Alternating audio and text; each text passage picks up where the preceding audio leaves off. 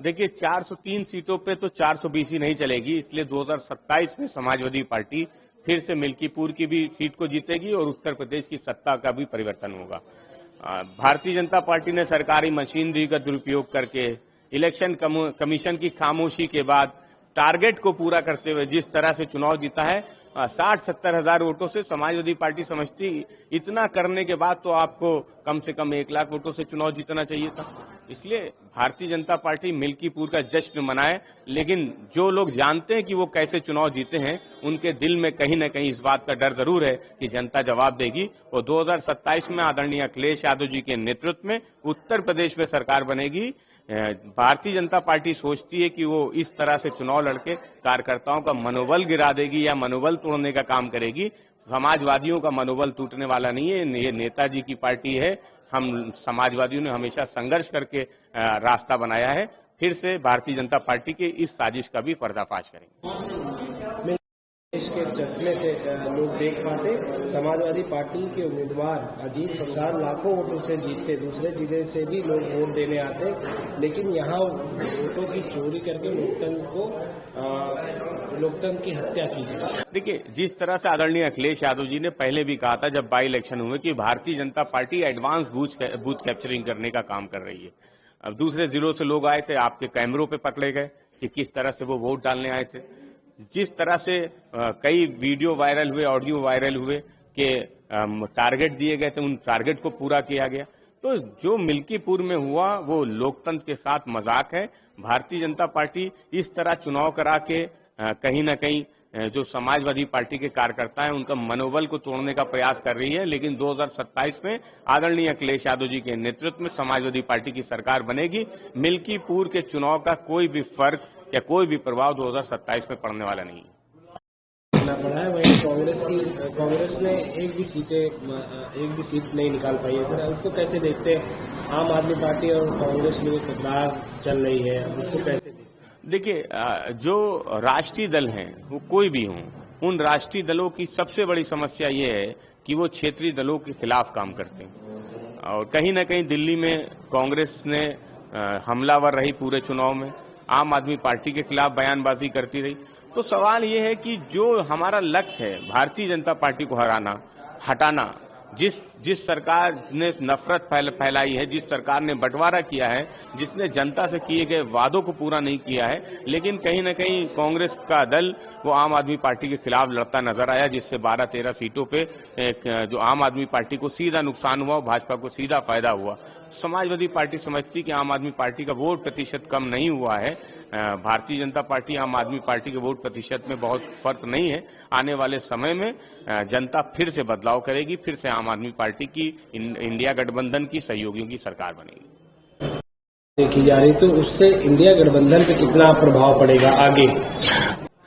दिल्ली में हमेशा से भारतीय जनता पार्टी के सांसद जीतते हैं।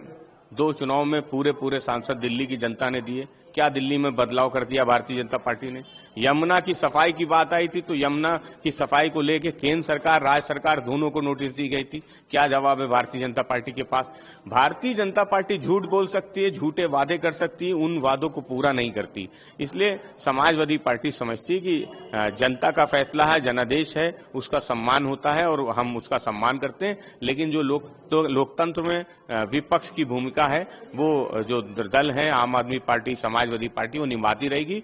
जो सवाल भारतीय जनता पार्टी जनता के बीच में लेके गई थी, जिन वादों को किया था, हम 3 महीने बाद, 6 महीने बाद जरूर पूछेंगे कि उन वादों का क्या हुआ, उन सपनों का क्या हुआ। दिल्ली में नजर आ रही है, उसमें बीजेपी का कहना है कि जितनी जीत की खुशी बीजेपी को हुई दिल्ली विधानसभा चुनाव के नतीजों के बाद, उतनी ही जीत की खुशी आत्मसी उनको भी हुई है, क्योंकि आम आदमी पार्टी में आपस में ही तकरार चल रहे थे, अंदर मतभेद चल रहे थे। किसी गालीबाज को हरा के जितनी खुशी आतिशी जी को हुई है, उतनी ही खुशी देश को हुई है।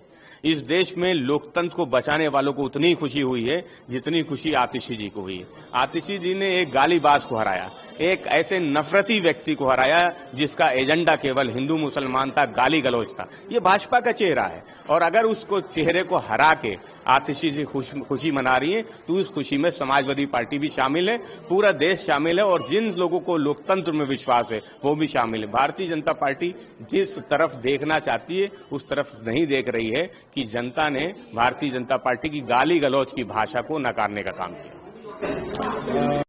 फाइलें खोली जाएंगी और जो भ्रष्टाचार लोगों के जो पैसों का जो भ्रष्टाचार हुआ है उसको उन भ्रष्टाचारियों को वापस दिलाया जाएगा। भारतीय जनता पार्टी हमेशा बदले की कार्रवाई करती है और बदले की कार्रवाई में उसने कई मुख्यमंत्रियों को जेल में डालने का काम किया और कल जिस तरीके से सचिवालय को सील किया गया, जिस तरह से उनके बयानबाजी, तो कहीं न कहीं भाजपा ने ये संकेत दे दिए हैं कि वो बदले की राजनीति का रास्ता नहीं छोड़ेगी। वो विपक्ष को जिस तरह से इमरजेंसी में विपक्ष के नेताओं को जेल में डाला गया था वो उस रास्ते को नहीं छोड़ेगी, आघोषित इमरजेंसी के रास्ते पर चलती रहेगी। तो भाजपा का ये रास्ता हो सकता है लेकिन संघर्ष का रास्ता इस देश में गांधी जी ने दिखाया है, बाबा साहब ने दिखाया है, श्रद्धेय नेताजी मुलायम सिंह यादव जी ने दिखाया है। विपक्ष उस रास्ते पे चलेगा। भारतीय जनता पार्टी की हर साजिश का हर उस फैसले का जवाब देगा जो जनता के हित में नहीं होगा। कैसे देखते हैं? देखिए, ये भारतीय जनता पार्टी की एक्सरसाइज है। 10 दिन 15 दिन चलेगी। वो उनका पुराना नाटक है कि मुख्यमंत्री कौन, उस पर पूरा देश चर्चा करे। कम से कम 15 दिन तो भाजपा से कोई सवाल ना पूछे, रोजगार पे, महंगाई पे, बेरोजगारी पे, किसानों पे। तो 15 दिन के लिए भारतीय जनता पार्टी का नाटक, भारतीय जनता पार्टी की एक्सरसाइज चलेगी। उससे जनता का कोई लेना देना नहीं है। जो भी कुर्सी पे बैठेगा जनता उससे सवाल करेगी। बीजेपी का कहना है सपने हैं, सपनों का क्या, वो सपने पहले भी देख रहे थे, आज भी देख रहे हैं। बंगाल की परिस्थितियां ना दिल्ली जैसी हैं ना अन्य राज्यों की जैसी हैं। बंगाल के लोग नफरत को पसंद नहीं करते, बंगाल के लोग बंटवारे को पसंद नहीं करते, बंगाल के लोग ममता जी को पसंद करते हैं। ममता जी के नेतृत्व में सरकार चल रही, आगे भी बनेगी।